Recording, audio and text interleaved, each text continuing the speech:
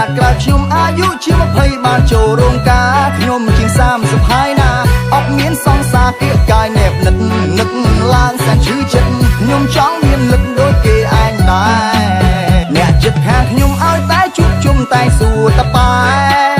សួរពេលណាការក្រែងឃើញហើយថាខ្ញុំអត់អ្នកស្នេហ៍អាណិតតែពុកម៉ែគាត់ធ្ងោទួញត្អែចង់បានចៅណាស់គាត់ថាគាត់ចាំងចង់ឲ្យក្នុងផ្ទះមានចៅពីរបីដឹងកាលឯម៉ែពុកអើយបើអត់ណាគេស្នេហ៍ខ្ញុំផង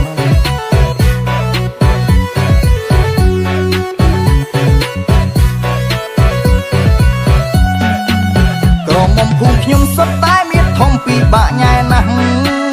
រោគចង់បានស្គមក៏មានដែរតែក្រមុំចាំងអូយពិបាកចិត្តណាស់ឈឺក្បាលខ្លាំងណាស់ចង់ទៅចងកអូអត់ទេអត់ល្អបើទៅចងកមិនគេហៅប្រុស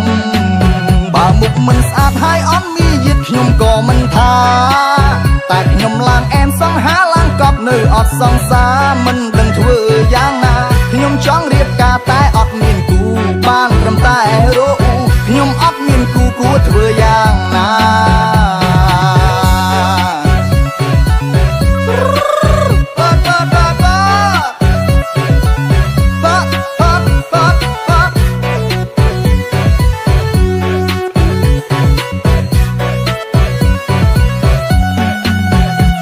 មិនស្អាតហើយអត់មានយិតខ្ញុំក៏មិនថា